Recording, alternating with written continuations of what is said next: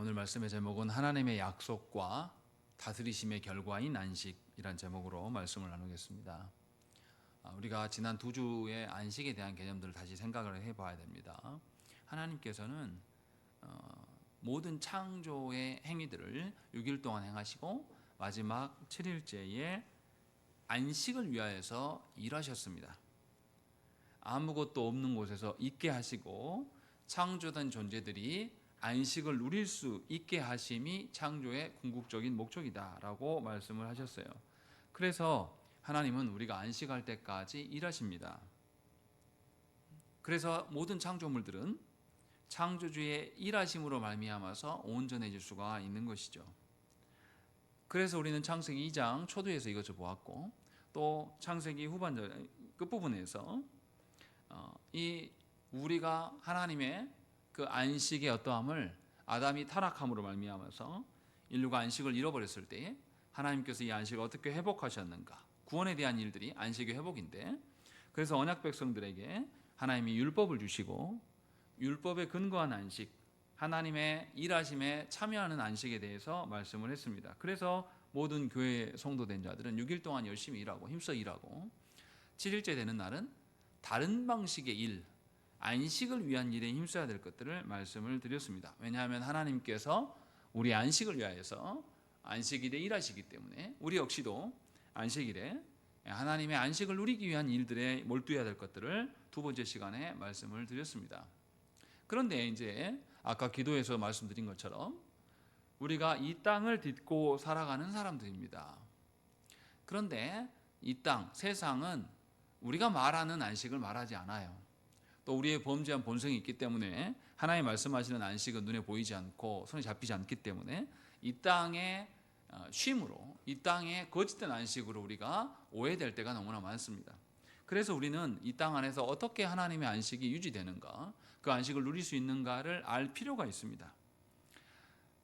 성경에도 구약 성경에서 역사서의 부분이 있습니다. 역사서가 뭐냐면 이스라엘의 역사를 기록한 책들이에요. 여호수아부터 쭉 역사서의 내용인데, 역사서에서 어떻게 하나님께서 이스라엘 가운데 안식을 유지하라고 하였는가, 어떻게 지속할 수 있는가를 우리에게 보여줍니다.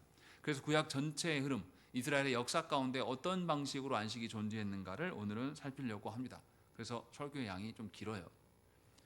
각 시대를 다 봐야 되기 때문에 먼저 우리가 봐야 될 것은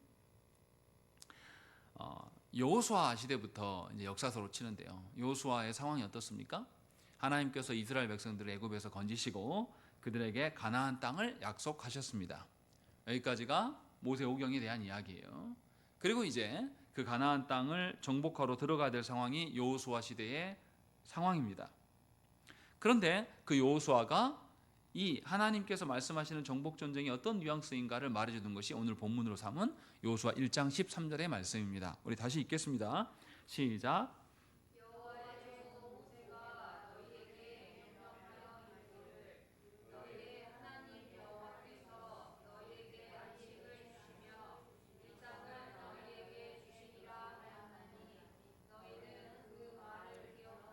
예, 우리 성경에 보시면 무엇과 무엇을 주셨다고 되어 있습니까? 안식과 이 땅을 주셨다라고 이야기를 합니다. 사실은 안식을 위하여서 이 땅을 주었다, 이렇게 보는 게 맞습니다. 그래서 분명하게 여호수아의 처음 정복 전쟁을 앞두는데 너희가 이 땅을 차지해야 될 이유가 뭐냐면 안식을 위한 것이다 라고 말씀하고 있는 것을 우리는 알아차려야 됩니다. 그냥 땅을 준 게 아니에요.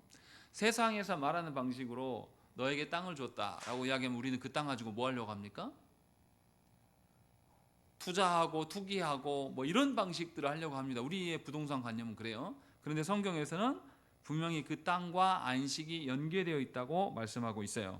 그런데 그 앞서서 더 무슨 이야기 하냐면 하나님께서 이미 약속하신 것을 너에게 준 거다라고 말씀을 하고 있어요.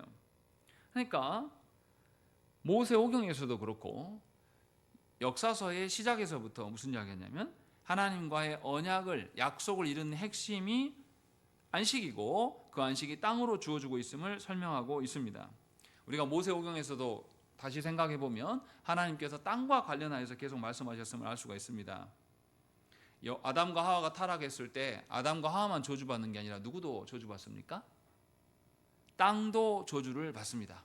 그래서 땅이 원래 아담의 명령에 열매를 내어놔야 되는데 내지 않아요.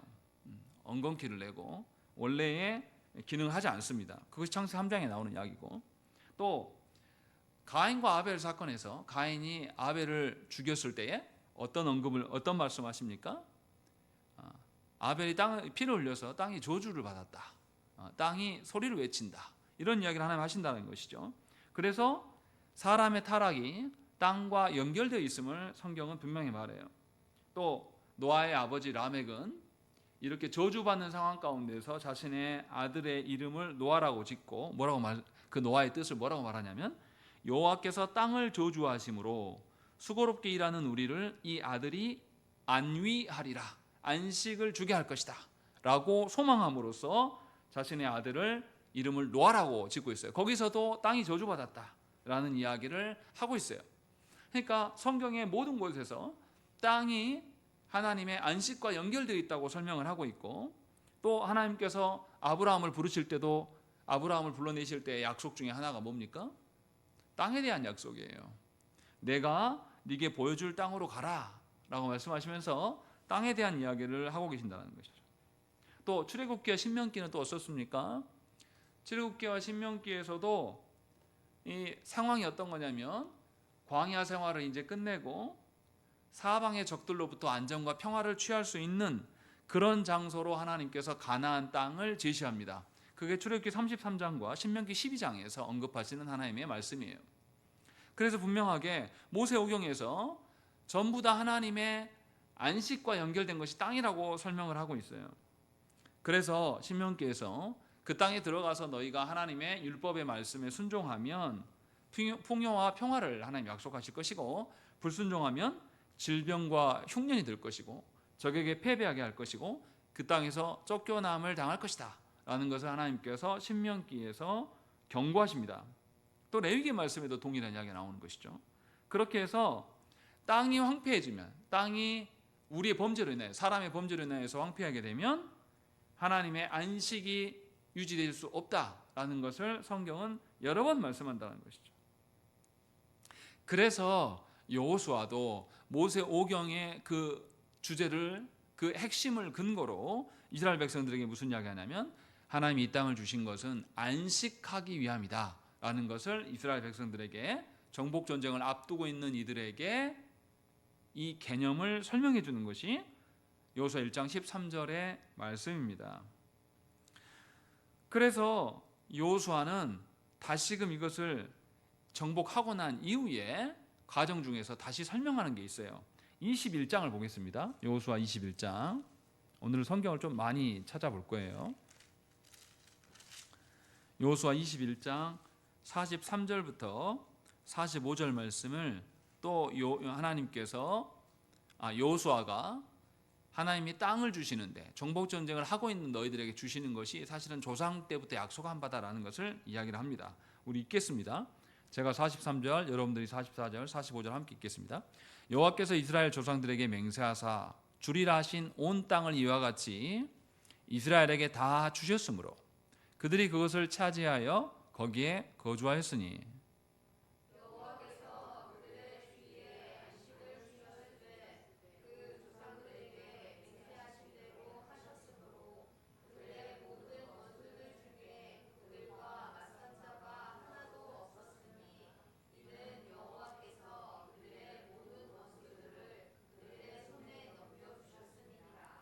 여호와께서 이스라엘 족속에게 말씀하신 선한 말씀이 하나도 남음이 없이 다 응하였더라 이렇게 말씀하는 것이죠.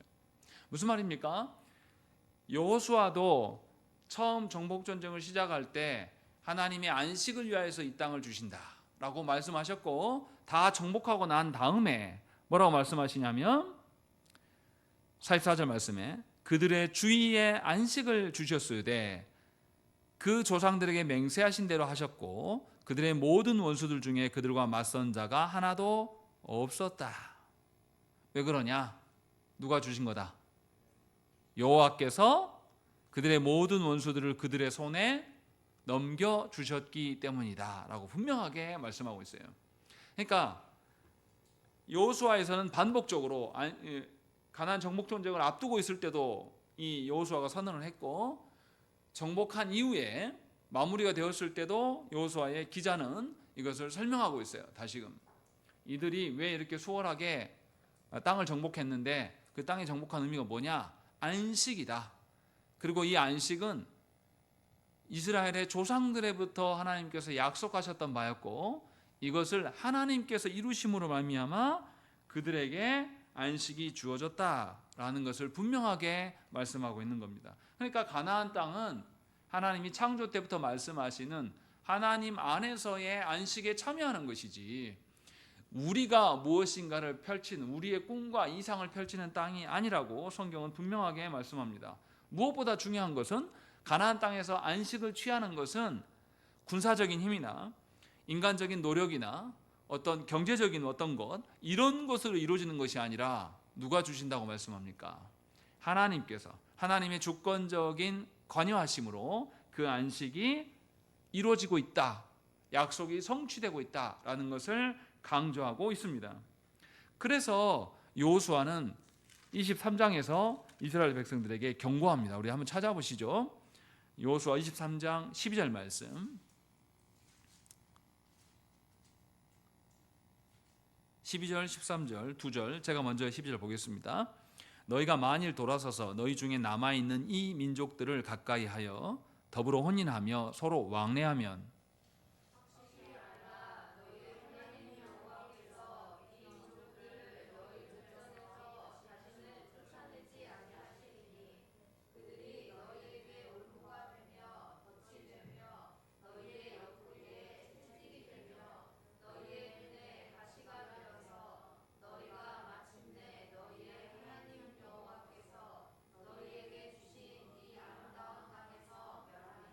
아멘. 여호수아는 분명히 경고합니다. 너희가 이 이방 사람들과 혼인하게 될 때에 하나님께서는 더 이상 이 이민족들을 쫓아내지 않을 것이다 라고 말씀하고 있는 거예요. 누가 쫓아냈다고 말씀하시는 겁니까? 하나님께서 쫓아내신 것이지 너희의 힘과 군사력으로 쫓아내서 안식을 취한 게 아니다 라고 말씀하고 있어요. 그리고 그 다음에 중요한 경고를 하시죠. 그들이 너희에게 올무가 되며 덫이 되며 너희의 옆구리에 채찍이 되며 너희의 눈에 가시가 되어서 너희가 마침내 이 땅에서 멸망을 당할 것이다 라고 하나님께서 말씀하고 있어요. 그러니까 이방에 혼인을 하는 것이 뭐 문제냐면, 이방을 혼인하게 되면 반드시 이방의 우상을 가져오게 되고 하나님과의 언약 관계가 깨집니다. 그럴 때에 너에게 주어진 이 평화와 안식도 모두 잃게 될 것이다 라고 말씀하고 있어요. 그러니까 하나님이 주시는 약속의 땅은 하나님이 임재하시는 땅이고, 또 하나님이 임재하시기 때문에 하나님의 안식이 주어지는 땅이라고 성경은 말씀해요. 그렇기 때문에 하나님께 순종함으로 하나님의 방식으로 살아가야지 그들이 살아갈 수가 있습니다. 하나님이 약속하신 땅은 그냥 우리가 생각하는 부동산의 그런 개념이 아니에요. 하나님이 우리에게 주어져 있는 땅, 우리 시대도 마찬가지입니다. 여러분들에게 허락하신 교회와 가정은 그냥 어떤 장소적인 개념으로서의 교회와 가정이 아니에요.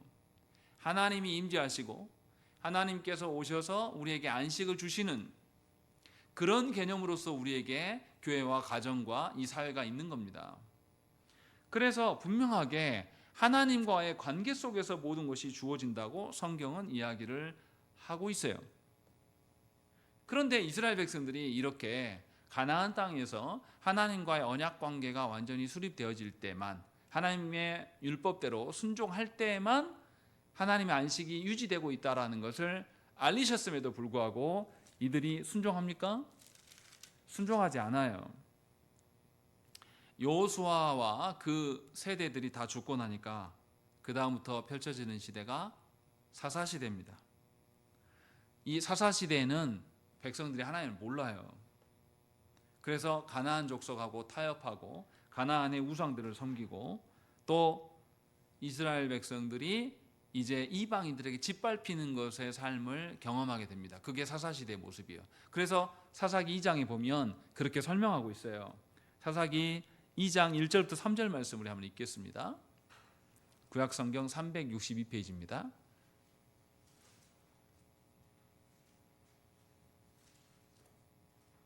사사기 2장 1절부터 3절의 말씀, 제가 한 절, 여러분들이 한 절, 그리고 합독으로 3절 읽겠습니다.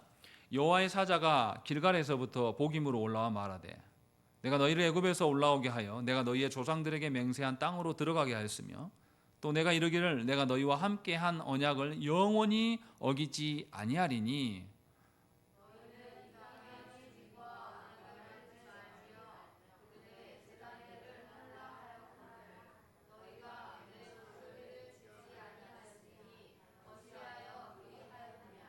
함께 읽습니다.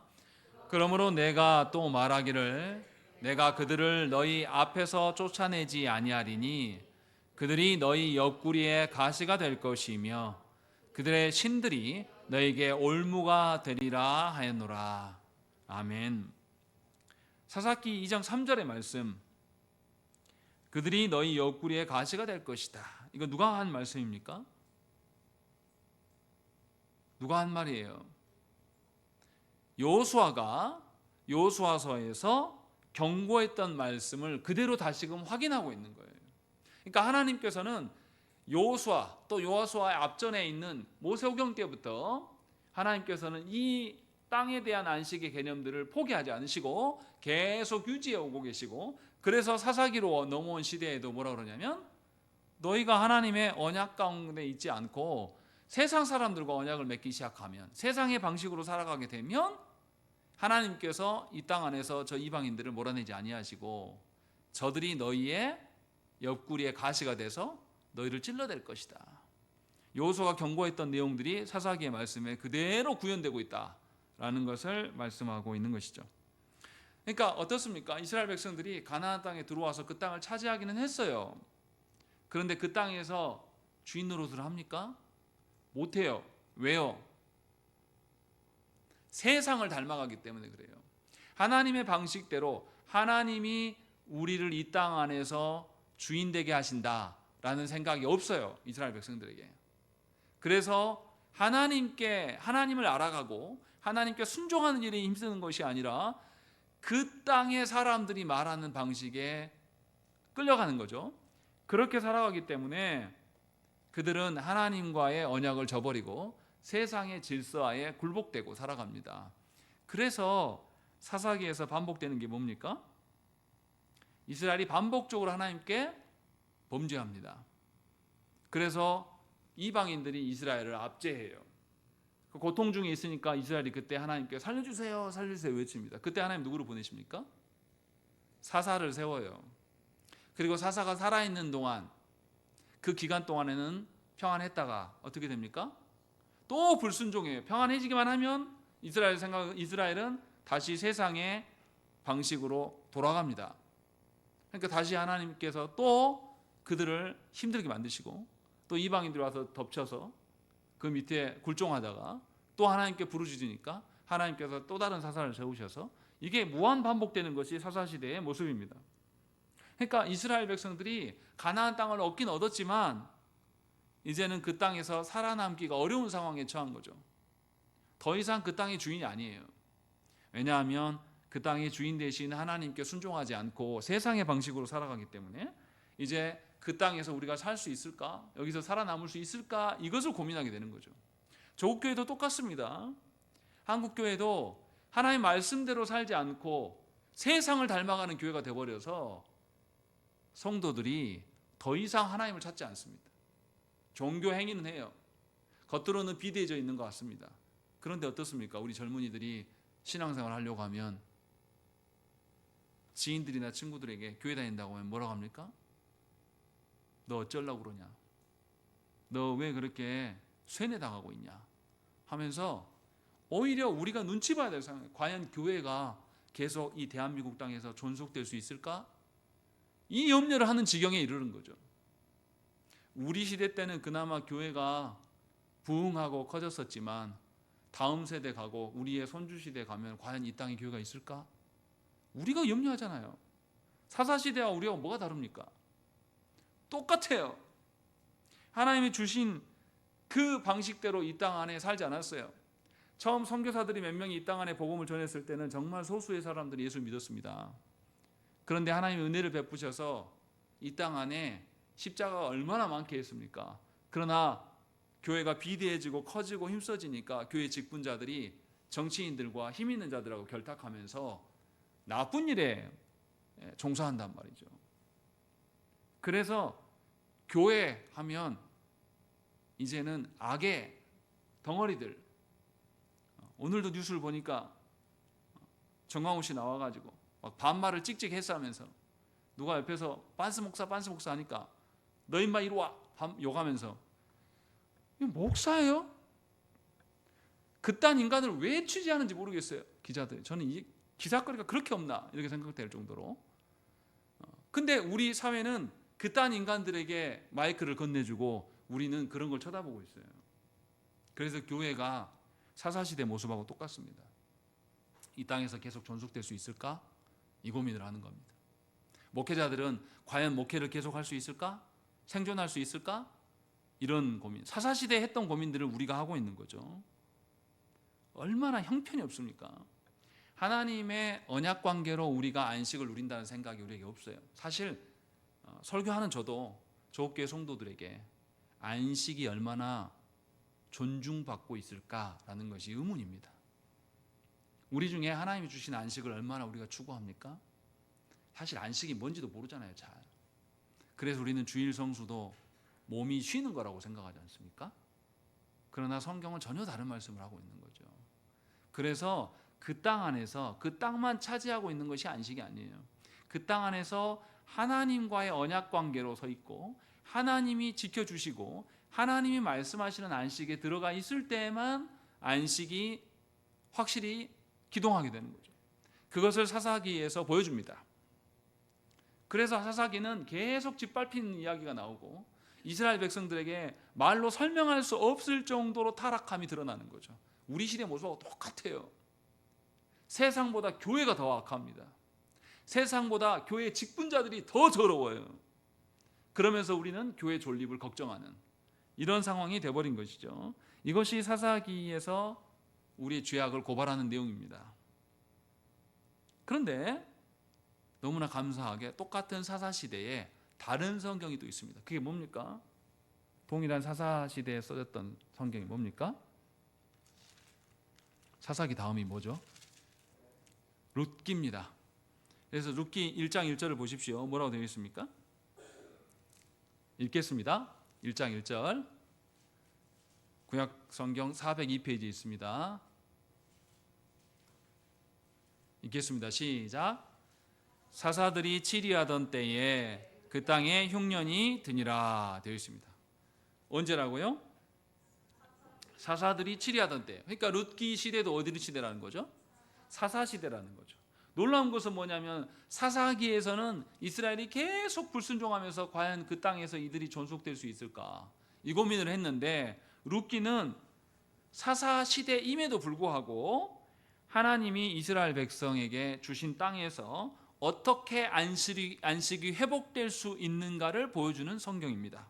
그래서 사사 시대에는 하나님이 이스라엘에게 약속하신 가나안 땅에서 율법을 떠나 우상 숭배하며 영적 도덕적 타락을 겪었던 그런 시기입니다.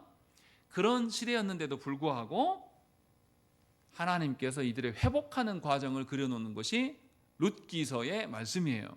사사기는 그 시대가 얼마나 타락했는가를 고발했다면 룻기는 거기에서 하나님의 안식이 어떤 방식으로 회복되는가라는 것을 한 가족을 통해서 보여줍니다.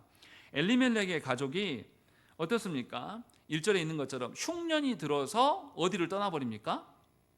베들레헴을 떠나서 어디로 갑니까? 모압으로, 이방 땅으로 가버리는 거예요. 이 말은 하나님의 안식을 존중한 가정입니까? 그렇지 않은 가정입니까? 존중하지 않은 가정이에요.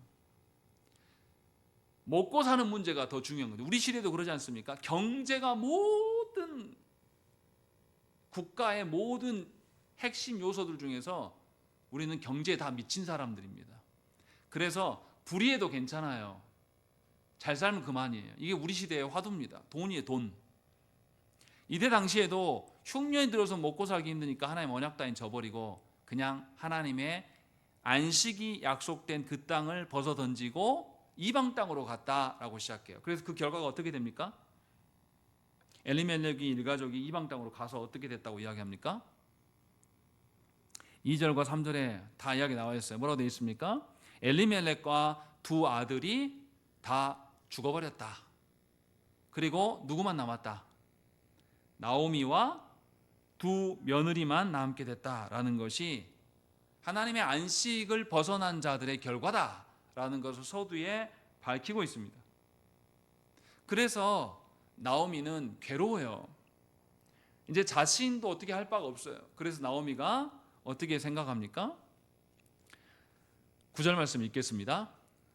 시작.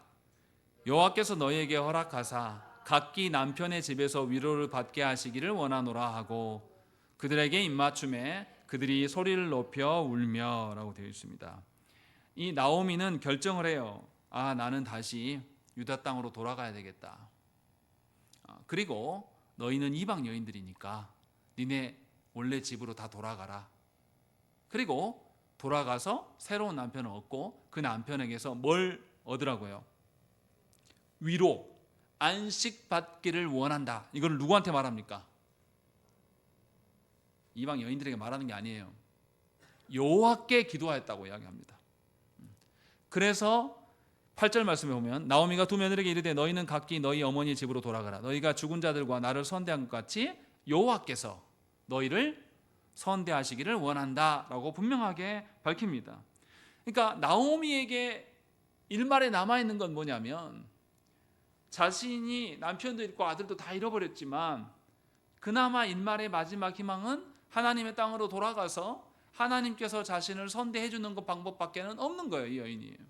그래서 그 유일한 방책을 찾아서 떠납니다.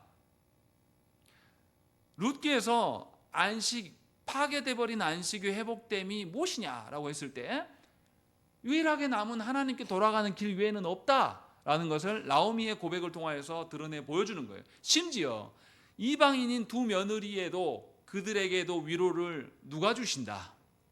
여호와께서 주신다. 그래서 나오미는 놀랍게 하나님께서 두 며느리를 선대해 주실 것을 요청하고 있는 거죠.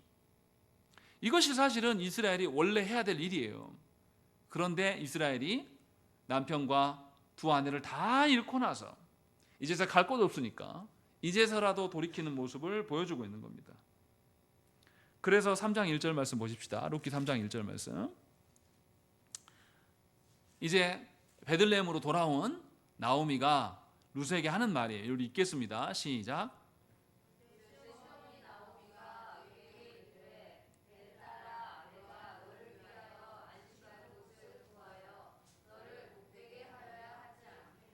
예, 룻이 돌아와서 보니까 자기 며느리도 룻이 따라왔단 말이죠. 나오미가 돌아와서 보니까 며느리 룻도 따라왔어요. 그래서 룻에게 안식할 곳을 찾아줘야 되지 않겠냐라는 고민을 하는 거예요. 그러니까 이 나오미에게 그래도 언약 백성이라고 해서 하나님의 안식에 대한 개념이 남아있고 이것이 며느리에게도 임해야 될 것들을 말하고 있는 겁니다.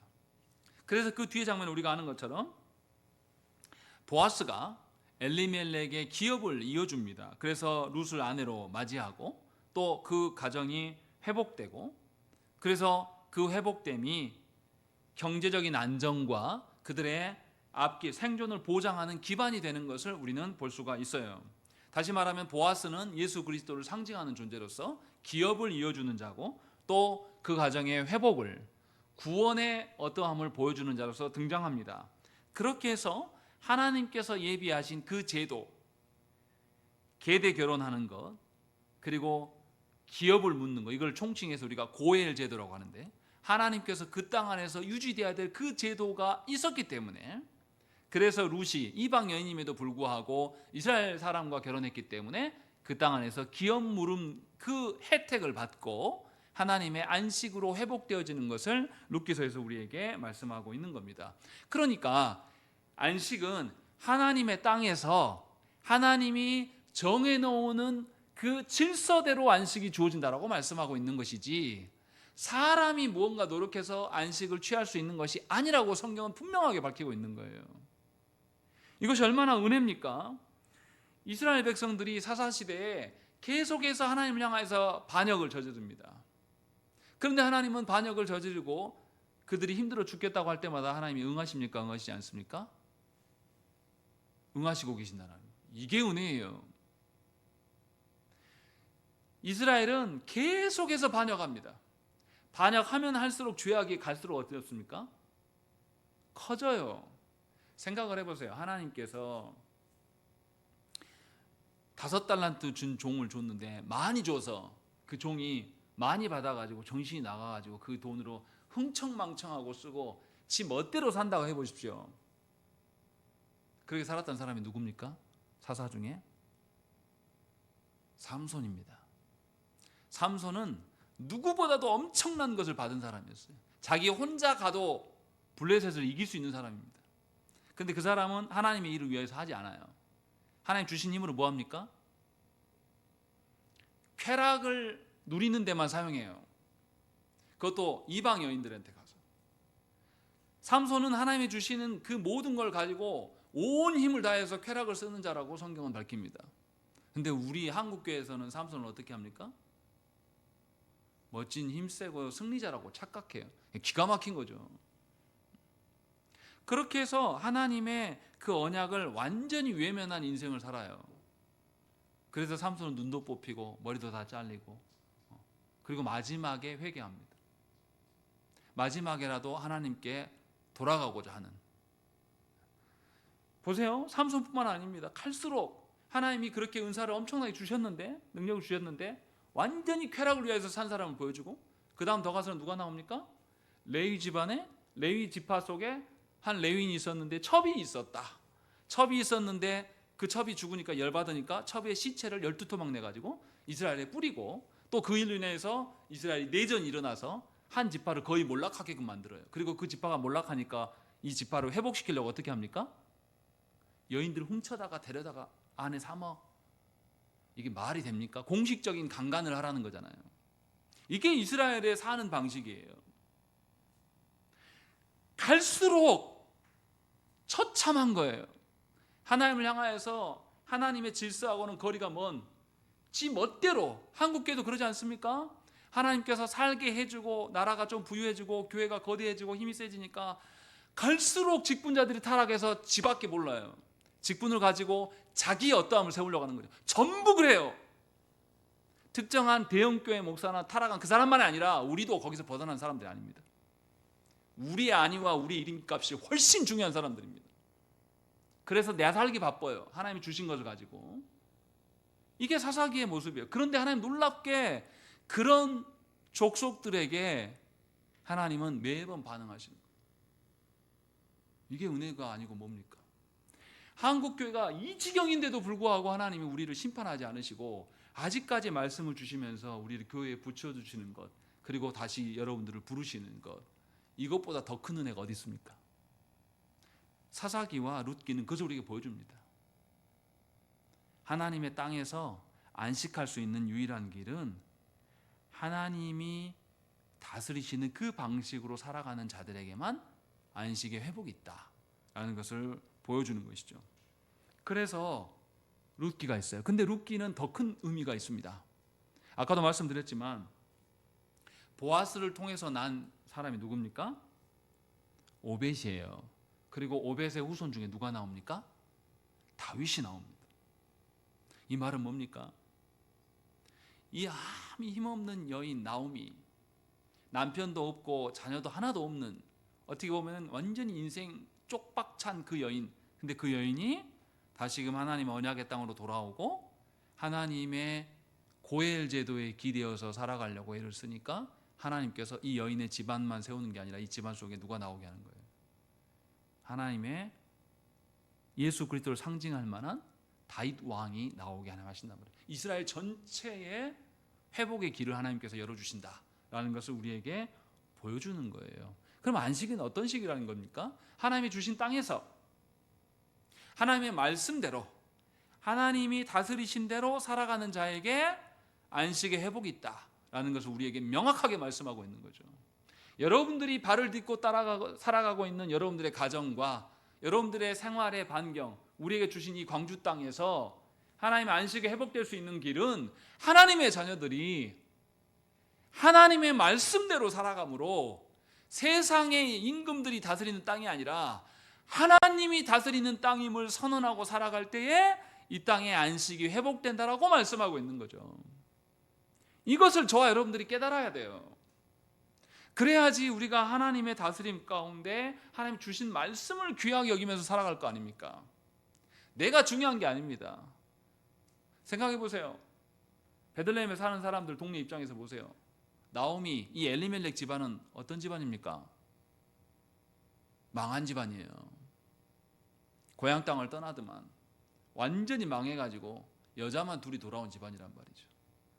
그리고 그 집이 어떻게 회복되었는지를 보지는 못했을 거예요, 당대에는. 그런데 나오미와 룻이 돌아와서 하나님께 엎드려 살아갈 때 하나님은 그 후손 가운데 다윗 왕을 세우신단 말이죠. 우리 시대도 마찬가지입니다. 하나님의 안식을 소망하면서 하나님이 주신 터전 위에서 저와 여러분들이 그 터전이 작든 크든 간에 그 속에서 하나님의 말씀대로 살아가면 하나님의 안식은 반드시 열매를 맺을 날이 옵니다. 그것이 성경에서 하시는 말씀이에요. 그러면 이스라엘이 이렇게 아름답게 끝나면 얼마나 좋겠습니까? 사사시대 끝나고 난 다음에 이제 왕정시대가 도래합니다. 하나님께서 은혜를 주셔가지고 이 룻기서를 통해서 드러난 다윗의 왕정시대가 와요. 그런데 왕정시대 때 어떻습니까? 하나님 앞에서 다윗과 솔로몬이 나타나요. 그 시기에는 진짜 하나님께서 주신 안식이 무엇인지를 확실하게 하나님께서 보여주십니다. 하나님께서 사사시대 가운데서도 하나님은 언약적 신실함 속에서 계셨습니다. 이스라엘은 하나님의 언약을 저버리고 살았어요. 그런 한계 중에 있음에도 불구하고 하나님은 다윗과 솔로몬 같은 왕을 통해서 하나님의 안식이 무엇인지 가장 이스라엘 역사 가운데 하나님의 다스림의 최고의 절정기를 보여주세요. 그때는 하나님의 왕 대신만이 아니라 군사적으로나 정치적으로나 계속 평안하고 확고한 것들이 드러나요. 하나님의 언약의 성취가 드러나는 것이죠. 그것이 이제 다윗 왕의 시대에 온전히 드러나는 거죠. 그래서 다윗 왕 때에는 이방인들이 다 다윗에게 무릎을 꿇고 다윗 앞에 조공을 바쳤습니다. 하나님이 다스리심이 여실히 온 세상에 드러나는 그런 시대가 다윗 왕정의 시대입니다. 그래서 안식의 절정을 보여줍니다. 열왕기상 8장 56절 말씀에 여호와를 찬송할지로다 그가 말씀하신 대로 그의 백성 이스라엘에게 태평을 주셨으니 그 종 모세를 통하여 무릇 말씀하신 그 모든 좋은 약속이 하나도 이루어지지 아니함이 없도다라고 말씀하고 있는 거죠. 이렇게 말할 수 있는 건 무엇입니까? 이 사람은 이렇게 증언하는 다윗은 하나님께서 약속하셨던 그 모든 것이 자기 때에 이루어진 것뿐이다 라고 말하는 것이지 자기의 어떤 말하는 게 아닙니다. 하나님께서 약속하신 바가 잊혀지지 않고 우리의 조상들은 그렇게 방황하고 왕도 없어서 헤매고 이방을 섬기고 그런 어두운 시대를 보냈지만 하나님께서 약속을 지키셔서 하나님이 예비한 사람을 두셔서 우리 때에 이렇게 꽃을 피우고 있다라는 것을 밝히고 있는 거죠. 그래서 평안과 안식은 이스라엘이 순종하고 뭔가 업적을 이루고 공로를 이뤘기 때문에 주어진 것이 아니라 순전히 하나님의 주권적인 은혜와 하나님의 언약적 성취로 인하여서 이루어진 것이라고 성경은 우리에게 말씀해요. 그런데 이것이 오래가지 않아요. 솔로몬이 어떻습니까?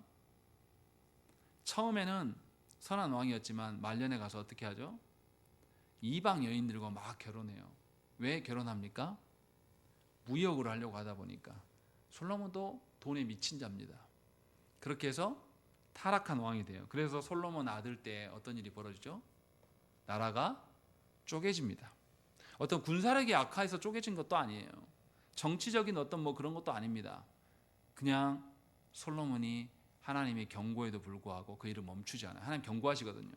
네 아들의 손에서 나눠질 거라고 하나님 경고하십니다. 그런데도 솔로몬은 그 여인들을 받아들이고 우상 숭배함으로 말미암아서 악한 왕으로 전락합니다. 그래서 성경에서 솔로몬의 마지막에 대해서 부정적으로 평가해요. 그런데 놀라운 것은 뭐냐면 그 솔로몬 이후에 이제 북이스라엘과 남유다가 타락의 길로 가요. 그런데 그 중에서도 선한 왕들을 몇 사람씩 세워둡니다. 아사 왕, 여호사밧, 히스기야, 요시야 왕 등이 개혁적인 왕으로 나타납니다. 그런데 이들 왕이 나타나서 하는 게 뭐냐면 우상 숭배를 철폐하고 다시 말씀을 가르치고 또 모든 산당들을 없애고 하나님께 예배하는 것으로 회복하고 안식일을 회복하는 이야기들이 계속 나와요. 그래서 성전에서 온전한 예배가 드려질 수 있도록 다시금 하나님 앞에 서려고 하는 모습들이 드러납니다. 그래서 그 왕들 가운데서 하나님의 언약적인 보호와 안식이 조금 유지되는 것이 드러나요. 근데 이제 종국에는 하나님에게 불순종함으로 말미암아 그 나라가 다 없어져 버리죠. 우리 이제 바벨론 포로기 때도 생각을 해봐야 돼요. 하나님께서 그러면 바벨론 포로기 때 이스라엘을 버렸냐라는 거죠. 그러지 않으셨다는 거죠. 솔로몬의 타락으로 인하여서 나라가 없어지게 되고 그 나라가 없어졌음에도 불구하고 하나님께서는 이들에게 이방 땅으로 옮겨지게 하시고 그곳에 있게 합니다. 그런데 그때 하나님 뭐라고 말씀하셨냐면 역대하 36장 20절과 21절 말씀에 칼에서 살아남은 자를 그가 바벨론으로 사로잡아가매 무리가 거기서 갈대아 왕과 그의 자손의 노예가 되어 바사국이 통치할 때까지 이르니라. 그 다음이 중요합니다. 이에 토지가 황폐하여 땅이 안식년을 누림같이 안식하여 70년을 지냈으니 여호와께서 에레미야의 입으로 하신 말씀이 이루어졌더라. 성경은 뭐라고 말하고 있냐면 이스라엘이 그 땅에서 범죄하니까 땅이 어떻게 됐다? 창세기에서 말한 것처럼 아담이 타락하니까 땅이 어떻게 됐어요? 저주받았습니다. 또 가인이 아벨을 살인하니까 아벨의 피가 땅에 떨어짐으로 말미암아서 땅이 저주받습니다. 그것과 똑같이 하나님의 약속의 땅 가나안 땅에서 이스라엘 백성들이 하나님이 아닌 세상의 방식으로 따라가면서 우상을 숭배하고 되니까 그 땅이 어떻게 돼요? 저주받습니다. 그래서 하나님께서 저주의 원흉이 된 이스라엘 백성들을 다 그 땅에서 쫓아내셔요. 쫓아내시는 동안에 이 땅이 빕니다. 근데 그 땅 비는 동안에 뭐라고 그러냐면 토지가 황폐하였던 그 땅이 안식년을 누림같이 70년을 보냈다라고 이야기하는 거예요. 니네가 없어야지 이 땅이 안식이 돼. 도리어 말하면은 이 사람들은 안식을 파괴하는 자로 하나님께서 있었다라고 말씀하시는 것이죠. 이 말은 뭔 말입니까? 하나님의 주신 땅에 살기만 한다고 해서 되는 게 아니에요. 그 땅 안에서 하나님의 질서와 하나님의 다스림에 온전히 순복함이 드러나야지 안식의 사람이 된다고 성경은 말하는 거죠. 그것을 우리에게 말씀하고 있어요. 그러나 그렇게 살지 않았기 때문에 이스라엘은 바벨론으로 쫓겨났습니다. 그리고 하나님은 쫓겨나 있는 동안에 땅이 안식했다라고 말씀하고 있는 거죠. 그러니까 우리가 잘 생각해 봐야 됩니다. 우리에게 주신 가정과 우리에게 주신 교회, 또 우리가 발을 딛고 살아가는 이 광주 땅이 혹 우리로 인하여서 안식을 잃어버린 것은 아닌가. 하나님의 말씀대로 가정을 이루는 것이 아니라, 하나님의 말씀대로 자녀를 양육하는 것이 아니라, 우리 시대가 세상이 말하는 방식으로서의 자녀로 우리가 방치하고 있는 것은 아닌가 생각을 해봐야 됩니다. 어쩌면 우리 손으로 이 땅을 저주받게 하고 있는 자일 수 있다는 것입니다. 저는 조국교회가 그렇다라고 봐요. 누가 조국교회 성도 중에서 하나님 나라와 의를 구하면서 하나님의 안식이 없는 것에 대해서 슬퍼하면서 그것으로 인해서 옷을 찢고 금식하며 우는 사람 누가 있습니까? 우리는 하나님의 안식 주심이 우리 안에 없는 것에 대해서 슬퍼하지 않아요. 괴로워하지 않습니다. 그러나 성경은 분명히 말해요. 계속 불순종할 때 하나님께서 그 땅을 비워놓겠다라고 말씀하십니다. 그래서 그들이 그렇게 돼요. 그런데 하나님은 신실하신 하나님이에요. 사사시대에도 그러셨던 하나님은 또 포로기 시대를 마무리하면서 포로기 이후에 다시 안식의 회복을 말씀하십니다. 땅이 안식하고 70년이 지났을 때 이스라엘은 다시 돌아오게 됩니다. 3차의 귀국이 있어요. 첫 번째 귀국은 고레스가 칙령을 내려서 주전 538년에 돌아오게 됩니다. 두 번째 귀환은 주전 458년에 아닥사스다 왕 7년에 에스라를 중심으로 돌아와서 이스라엘의 재건을 꿈꿔요. 근데 잘 안 됩니다. 그리고 세 번째 때 주전 445년에 아닥사스다 왕 20년에 느헤미야가 총독이 돼요. 유다의 총독이 돼서 와서 다시 예루살렘을 재건하려고 힘씁니다. 그런데 그때 당시에 이스라엘이 형편이 어느 정도냐면 돌아왔는데 먹고 사는 것이 힘들어요. 그래서 돈이 없어서 가난에 쫓기게 되니까 유대 백성들이 서로 착취합니다. 그리고 서로 원수가 돼요. 그래서 느헤미야가 느헤미야 5장에서 이것을 계속 고발합니다. 하나님의 언약 백성으로 돌아온 사람들이 이 땅에 하나님의 질서대로 살려고 하는 게 아니라 먹고 살기 힘들어지니까 서로 착취하게 되고, 또 페르시아 정부가 계속 세금을 독촉하니까 세금 내기 힘드니까 어떻게 합니까? 나에게 빚진 자를 노예로 팔아먹습니다. 같은 동포가. 그게 귀한 공동체, 돌아와서 예루살렘을 회복하게 하겠다고 하는 사람들 가운데 일어나는 일들이라고 성경은 기록해요. 또 돌아와서 어떻게 합니까? 먹고 살려고 보니까 이방인들하고 거래를 해야 돼요. 그래서 이방인들하고 혼인합니다. 그리고 이방의 우상들을 가져와요. 뭐하러 돌아옵니까? 그냥 거기서 살지. 돌아와서 하나님의 땅을 더 더럽혀요. 그 일을 계속합니다. 그래서 느헤미야가 어떻게 하냐면 개혁을 선언해요. 니네 뭐하러 돌아왔냐 이야기하면서 처음 뭐 하냐면 이방인과 혼인을 금지시킵니다. 니네 형편 따라서 안 믿는 족속들하고 막 결혼하는데 하나님 그거 용서하실 것 같냐? 못해. 하지마. 유다 총독으로서 막아요. 또 다시 하나님의 안식일 규정을 다시 회복시킵니다. 그리고 성전을 위한 세금과 11조를 다 회복시켜요. 그리고 레위인들을 다시금 세워놔요. 그리고 레위인들이 활동할 수 있도록 11조와 세금 준 것으로 돌립니다. 그렇게 해서 하나님의 예배 공동체로 개혁으로 결단해서 다시금 이 성전이 회복되는 것이 느헤미야의 내용입니다. 그때 느헤미야가 뭐라고 말하냐면 거룩한 안식일을 그들에게 알리시며 주의 종 모세를 통하여 계명과 율례와 율법을 그들에게 명령하셨다라는 거죠. 우리 조상들이 그렇게 받은 땅이 바로 이 땅이다라고 말하면서 하나님의 주신 율법대로 다시금 세워져야 된다라고 하면서 느헤미야가 더 개혁을 추진해요. 그래서 안식일 날 상거래를 금지시킵니다. 야, 니네 먹고 산다는 핑계로 그날 장사하지 마. 없어도 살 수 있다 하면서 못하게 만들어요. 그래서 안식의 개념들을 다시금 회복시키는 작업을 느헤미야가 포로 귀환 공동체에서 가장 1순위로 놓았어요. 그러니까 느헤미야가 안 거죠. 하나님 땅의 회복은 하나님께서 하시는 것이고, 그러면 그 땅의 회복을 누리려면 우리가 하나님의 법도 안으로 들어가야 돼요. 하나님의 다스림 안에 들어가서 살아야 됩니다. 그래서 느헤미야 13장 17절과 18절 말씀에 내가 유다의 모든 귀인들을 꾸짖어 그들에게 이르기를 너희가 어찌 이 악을 행하여 안식일을 범하느냐?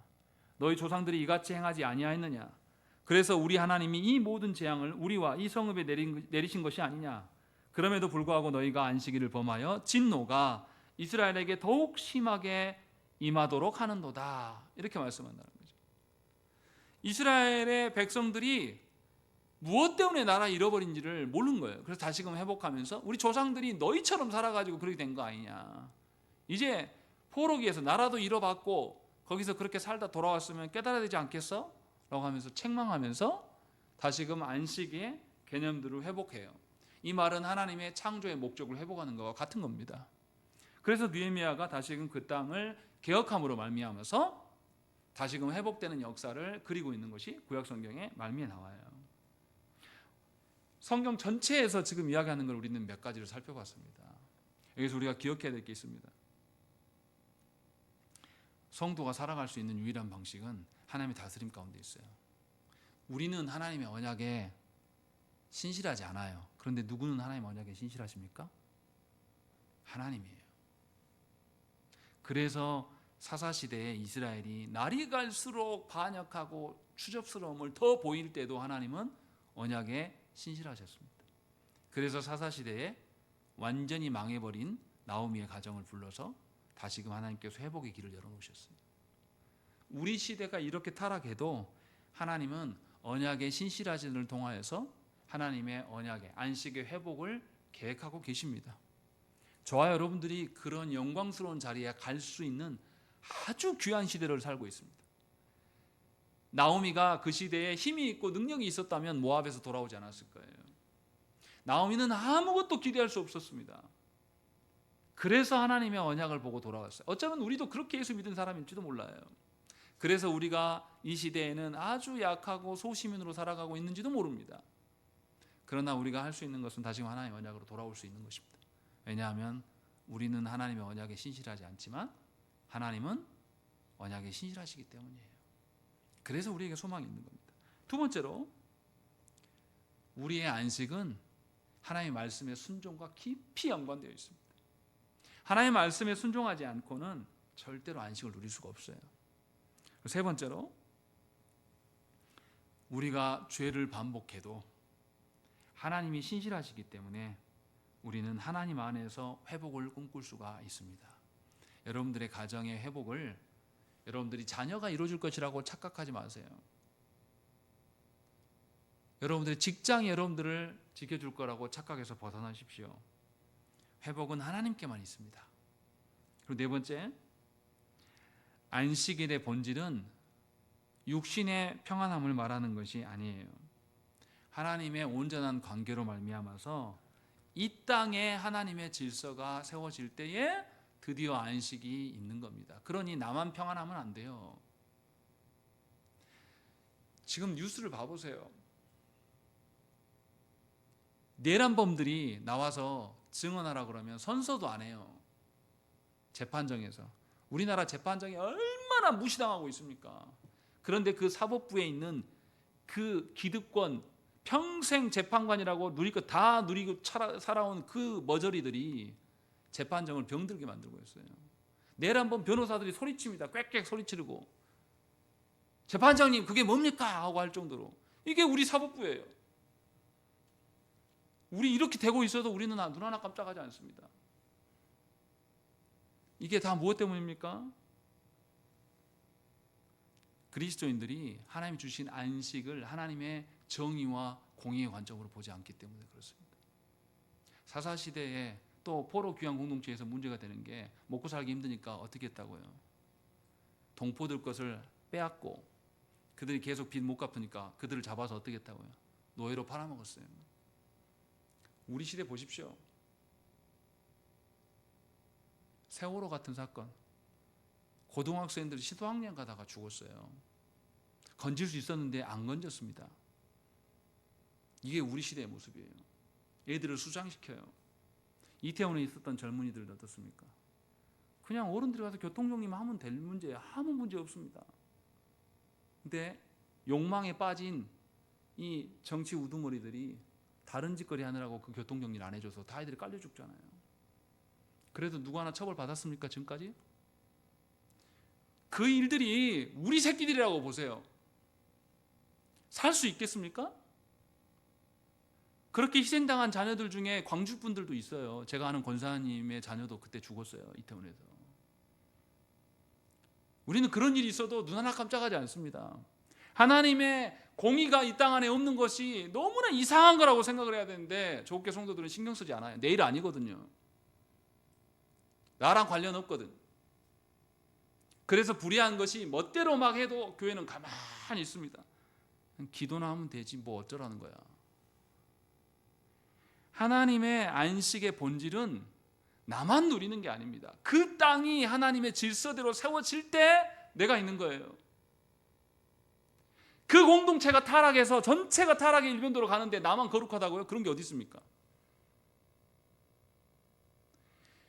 이스라엘 백성들 중에 나라가 멸망할 때에 하나님 앞에 신실한 사람이 한 명도 없었겠습니까? 하나님 말씀 앞에 산 사람이 있었을 거예요. 그런데 공동체가 다 타락하니까 어떻게 됩니까? 처참하게 죽임을 당하면서 포로로 끌려갔어요. 말씀드렸잖아요. 애들 살아있는 애들 걸어가는데 방해가 되니까 밧줄에 감아가지고 부모들 보는 앞에서 벽에다 던져 주겠다니까요. 포기해라 니네들. 니네겐 소망 없어. 이거 보여주려고 걷지 못하는 유아들을 다 벽에다 집어 던져서 그렇게 다 깨주겠어요. 왜 그렇게 됐습니까? 이스라엘 공동체 전체 회복, 그 땅의 회복을, 그 땅의 안식을 추구하지 않았어요. 한국교회 보십시오. 전체 한국교회를 보면서 우리가 아파합니까? 신경 쓰지 않아요. 하나님의 하나님의 공의가 이 땅에 없어도 눈 하나 깜짝하지 않습니다. 그러면서 모여서 우리는 하나님께 복 주십시오, 복 주십시오라고 기도해요. 이 땅에 어떻게 안식이 있습니까? 구약 성경은 그것을 말씀하고 있어요. 그러니까 우리가 하나님의 주권을 이야기할 때 우리는 그리스도의 몸으로서 나만이 아니라 우리 공동체 전체를 생각을 해야 됩니다. 여러분들의 신앙, 개개인의 신앙도 중요하지만 여러분들에게 주어진 땅, 여러분들에게 주어진 가정이 복음으로 하나 되지 못한 것에 대해서 슬퍼해야 되고, 우리가 살고 있는 이 광주 땅에서 불의함이 난무하는 것을 보면서 우리는 괴로워해야 할 줄 알아야 돼요. 그래서 하나님의 다스리심이 나만이 아니라 이 공동체 전체에 흘러넘치도록 힘쓰는 것이 교회가 돼야 됩니다. 그것이 성경에서 말하는 안식이 유지되는 방식이라고 말씀하고 있는 겁니다. 그러니 저와 여러분들은 하나님께 기도해야 돼요. 이렇게 물어볼 수 있습니다. 목사님, 우리 교회는 힘도 없고 저도 힘이 없어요. 뭘 어떻게 하라는 말입니까? 라는 거죠. 아니요. 하나님의 말씀을 붙잡고, 안식은 누가 줍니까? 하나님이 주시는 거예요. 우리는 하나님의 말씀을 존중하면서 하나님의 언약대로 살아가면 됩니다. 내 힘으로, 이스라엘의 힘으로 가나안 땅에 안식이 왔습니까? 아니에요. 여호수아도 분명히 밝힙니다. 그 땅을 몰아낸, 이방인들을 몰아내는 건 누가 하셨다? 여호와께서 하셨다. 나오미도 두 며느리의 안식을 위하여 빌 때 누구한테 빌었습니까? 여호와께 구했어요. 우리가 하는 게 아니에요. 우리는 그것을 간구하는 겁니다. 그래서 하나님 앞에서 이 땅 안에 진정한 안식이 있기를 소망하면서 하나님께 구해야 됩니다. 우리가 뭐 주가가 어쩌고 우리나라 GDP가 어쩌고 이거 하나도 중요하지 않아요. 잘 못 살아도 이 나라에 억울한 사람이 없어야 됩니다. 자살하는 사람이 없어야 돼요. 청년들은 혼인하기를 기뻐해야 됩니다. 그래서 하나님의 그 다스림과 하나님의 그 안식의 어떠함이 교회로부터 흘러나와야 돼요. 그것을 소망하면서 우리 한 사람이 하나님이 주신 땅에서 하나님의 질서가 세워질 수 있기를 소망함으로 살아가셔야 된다는 것이죠. 그것이 하나님 나라를 이 땅에 오게 하는 방식이고 우리가 안식을 누리면서 살아가는 겁니다. 하나님께 기도하셔야 됩니다. 하나님, 저 개인의 어떠함만이 아니라 한국 교회를 보고 내가 반응할 수 있는 성도 되게 해달라고 기도하셔야 돼요. 그리고 하나님의 다스리심이 나뿐만이 아니라 내 가정과 교회 위에 넘치도록. 수요기도회 때 우리밖에 없잖아요. 매번 오시는 분들 딱 고정적으로 정해져 있지 않습니까? 우리 교회 성도는 더 있지 않습니까? 절대 양보하지 않아요. 다 자기가 정한 만큼만 드리고 살겠다. 더 이상은 없다. 이런 사람들에게 어떻게 하나님 안식이 있겠습니까? 분명히 이곳에 오지 못한 우리 교우들 위해서도 기도하셔야 됩니다. 그러기 위해서 하나님의 안식이, 하나님의 주권이 나만이 아니라 공동체 전체에, 먼저 우리 가정에, 또 우리 교회에, 그리고 이 광주 땅에, 또 이 나라에 있기를 위해서 우리가 간절히 하나님께 간구하십시다. 우리 함께 기도하시겠습니다.